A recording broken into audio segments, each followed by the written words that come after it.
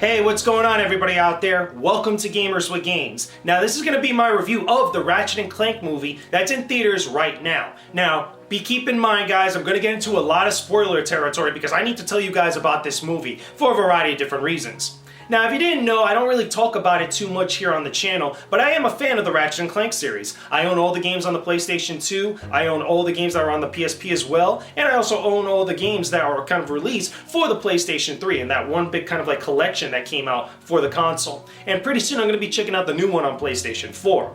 Now, I went into this movie kind of like trying to clear my expectations, really hoping for the best and really hoping that I get a good time from the Ratchet and Clank actual movie. I was looking forward to seeing Ratchet and Clank work together and get into all sorts of like shenanigans, you know, throughout the course of their adventure. I wanted to see Captain Quark, I wanted to see Dr. Nefarious, and I also definitely wanted to see the Rhino. If you guys don't know what the Rhino is, it's the most powerful weapon in the first game, and it kind of is like a running gag throughout the entirety of the series. It stands for Rip Ya a New One. Like, it's very meta and such, but it's very funny overall. And on top of that, again, my enthusiasm to see this movie, unlike a lot of other people, was kind of quite high. I mean, look, I was wearing this PlayStation Last of Us shirt, you know, show my PlayStation love. And I even brought my armored PlayStation Vita, which, by the way, is signed by the guys over at Kinda Funny. Thank you guys over at PAX East 2016. But still, I brought my armored PlayStation Vita, so I was ready for some PlayStation goodness. And by the time I saw the little kind of like title come up and it said PlayStation Originals, I was like, oh, it's time. It's time for some Ratchet and Clank. Like, I was ready to see this movie. I even got a big popcorn, to mind you. I put it on Instagram. Follow me on Instagram. Links are in the description box below. But anyway, here's my thing about the movie. Again, spoilers, putting it out there, we're gonna get right into this. The biggest problem with Ratchet and Clank is that it suffers from a few different detrimental problems that are like littered throughout the entirety of the movie. One of the biggest ones that I think is like a huge problem is that most of the time, Ratchet and Clank aren't really on screen together doing stuff together. You'll see them kind of like, you know, come together, have discussions with other characters, talk. There's maybe like one or two moments where they get some nods to the actual games or have little things happen here and there where they're both on the same screen together or they're working together. But for the most part, throughout the entirety of the movie, you usually just see them separate working with other characters, not necessarily being Ratchet and Clank. There's this one moment in the film where Ratchet and Clank are together and Clank gets on Ratchet's back, kind of like in the same way that he does in the games, you know, when you're actually going to do like the double jump or whatnot, the little helicopter. And they kind of joke about that a little bit, but you never really see much more of that elsewhere towards the later half of the movie. The other problem that I think is really weird, and I don't know why they made this kind of decision, is that towards like the second half or like the second 2 quarters of the movie, it actually changes to focus a little bit much more on Captain Quark, rather than actually being all about Ratchet and Clank. And I just felt that that was weird. I wanted the extra backstory about Captain Quark, and I think they changed a couple things from the original first game, you know, to be in line with the new released game that came out, as well as also the later releases on different consoles and stuff. But I still feel like that all of a sudden at some point of this movie, it became a movie about Captain Quark, or at least the redemption of Captain Quark, rather than just like the relationships between Ratchet and Clank and how Ratchet and Clank interact with the rest of the world. There's this big thing that's kind of like this overtone of the entire movie where Ratchet is trying to join up with the Rangers. He has his, you know, kind of like idolization of Captain Quark, which is very true to the games themselves. But then at some point that just gets lost in translation. It comes up very briefly later on, but it just didn't have that much emotional weight behind it, or at least didn't really kind of rally me behind it as much to really kind of like, you know, see that payoff towards the end of the film and really be satisfied with it.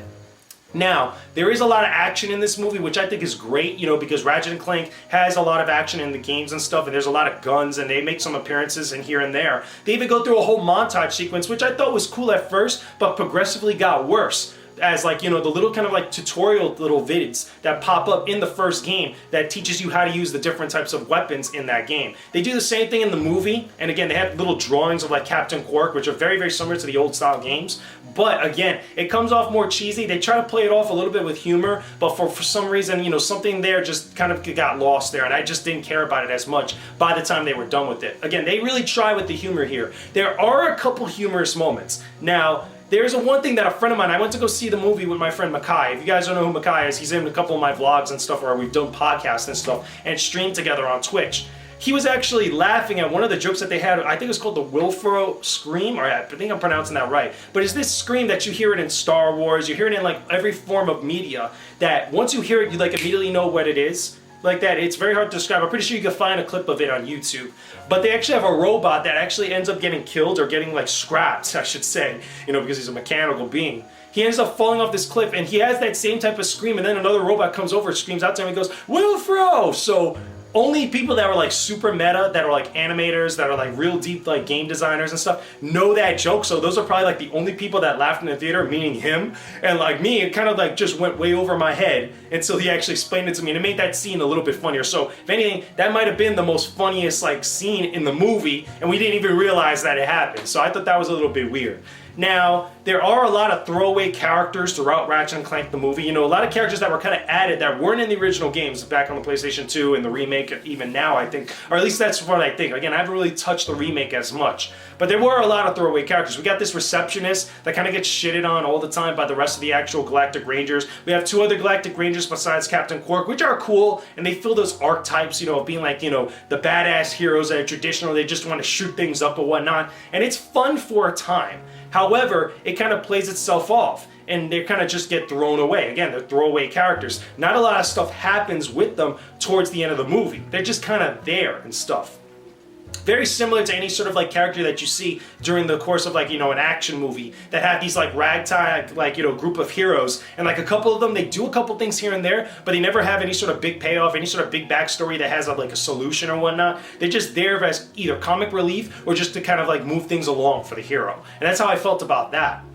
Now, the villains, Dr. Nefarious, and as well, again, I keep forgetting this guy's name. You know, it's the main villain, one of the main villains from the original Ratchet Clank. He wears the business suit and stuff. In this movie, he wants to kind of gather parts of different planets to create one super planet. You know, it's kind of like a new home for him and the rest of his race and stuff. And Dr. Nefarious, as always, he's up to no good. He actually wants to destroy the universe, to destroy the galaxy or whatnot. Now, this is fine. I wish that there was a little bit much more planet dynamics, you know, not as much humorous stuff to kind of make them more evil throughout the course of the movie, because they come off more as goofy than they do as evil, which I guess is fine for the tone of the movie itself. But again, you know, the darker moments didn't come from the actual villains. You know, granted they do dark things and evil things and such. What I think is the most darkest thing about Ratchet and Clank is that the fact is how they kind of glance over the fact that millions of people died on some of these planets that actually explode.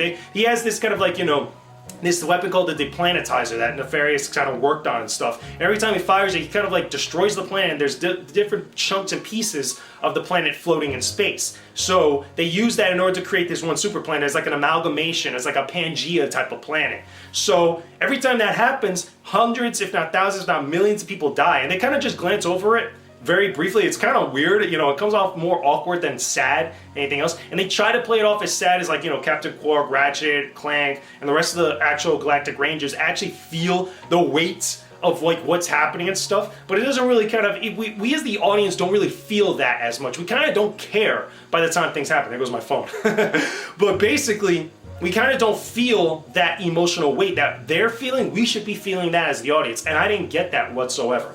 Now, for the biggest thing, the biggest problem with Ratchet and Clank, to me anyway as a fan, and I'm pretty sure some of you fans out there probably felt a little bit similar here and there, okay?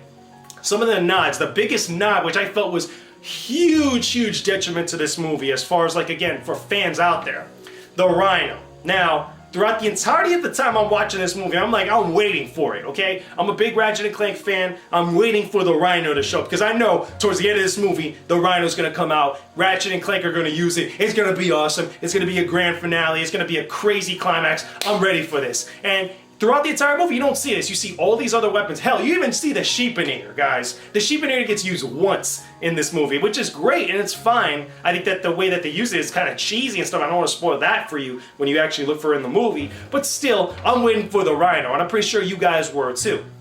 So when it finally shows up, it's towards the end, it's the actual climax. It's with Ratchet and Clank, Captain Quark, and Dr. Nefarious on this like kind of, you know, the Deplanetizer is about to go to crap. It's about to get destroyed or whatnot. It's on self-destruct mode for the most part. So Dr. Ferris and Captain Quark are having a dialogue. They're actually trying to, struggle or everything like this. And Captain Quark is losing. He's got the, Dr. Ferris has the upper hand. And Dr. Ferris pulls out the Rhino. And I'm like, oh, it's time. Oh, it's time. Something big is about to go down or whatnot. And they even play it off too. They even say, this is the Rhino. And they even say, rip your new one, trademark. And they actually put the title, the actual acronym there. And I'm like, oh, this is going to be good now. Now is when things are going to go down. And I'm thinking to myself, maybe Ratchet's going to do something to actually grab the Rhino and actually use it. Probably use it on Dr. Nefarious or use it on the actual deplanetizer. Here's what happens, and this is totally stupid. Again, we're getting into spoiler territory. I already warned you guys about this, but I'm telling you, you need to hear this. Basically, Ratchet comes over and saves Captain Quark, okay, stops Dr. Nefarious from using the Rhino with the Omni Wrench, just like smacks him, and he says, let me introduce you to the Omni Wrench. And then Dr. Nefarious falls down into like this big energy core or whatnot before things start to go haywire. And that's it. We never get to see any sort of use from the damn Rhino, yo. I felt cheated out in some, as a fan watching this movie. I wanted to see something blow up. The Rhino is an awesome weapon. It even says in the title, rip you a new one. That's how powerful this thing is. Why didn't it happen where actual Ratchet and Clank got to use the Rhino? I felt that was kind of cheesy. I thought that was kind of dumb. It felt like a cop-out a little bit. Maybe, again, during the rush of development, maybe that was the idea. Because why pull out the Rhino and just not be able to use it? If you know, as a big Ratchet and Clank fan, the Rhino is like the all-powerful weapon. It's the one that costs the most to actually obtain in Ratchet and Clank. Okay, or at least in the first game and some of the other games as well. Why not use it for us fans? Why not have a huge climax towards the end of the movie with the deplanetizer at all with the Rhino? It just bamboozles me, and I have no idea why they decided to go with that. And least of all, the Omni Wrench. The Omni Wrench is the thing that saves the day, and I felt that's kind of stupid. Granted, Ratchet uses it throughout the entirety of the movie, and that's fine and stuff, but come on, this is the Rhino we're talking about. This is like the equivalent of the Chronoscepter from Turok Dinosaur Hunter, or like the missile launcher from Doom, or like, anything of like a super powerful, the ultimate Keyblade from Kingdom Hearts. This is like what this is. Like, you had that appear in there and not use it? Come on, guys. Come on, P. Come on. That's all I'm saying. But either way, summary of my thoughts, because I know this vlog is going a little bit long. Overall, Ratchet and Clank, not a great movie. It's kind of passable. It's kind of blah. Rotten Tomatoes right now has it at 20%, which I think is crazy. I don't think it's a garbage movie, but it's not a very good movie. It's one of those things like, okay, if you're a fan of PlayStation, you like Ratchet and Clank, maybe you find this for like $5 to $10 in like the discount bin or whatnot, maybe then at that point you could actually pick it up. But seeing it in theaters, nah, I don't think it was worth it. Save your money for Captain America Civil War. Either way, guys, that's just my opinions about the Ratchet and Clank movie in theaters right now. Leave me a comment in the comment section below. Tell me what you guys think about Ratchet and Clank. If you guys are fans of the series, if you're fans of the movie, if you guys want to go see it and you probably had something similar or different type of interpretations or impressions of the movie in theaters, let me know down below. Don't forget to leave a like on this video, subscribe to the Gamers with Games channel for all my videos involving video gaming, stronger living, and all types of other cool stuff. Follow me on Twitch. I'm on Twitch every single weekday streaming 7 p.m. Eastern Standard Time, all sorts of video games. We just finished Star Fox Zero. We just experienced the finale on my last stream. We're going to check out Star Fox Guard before I actually review it. Again, it's going to be a whole bunch of cool stuff we got to do with that game. And also, follow me on Twitter at VenomousFatman1. Follow me on Instagram, Gamers with Games. All the links of which you guys need in order to check out my stuff is in the description box below. I will talk to all of you again very soon. Peace out. Stay epic, everybody.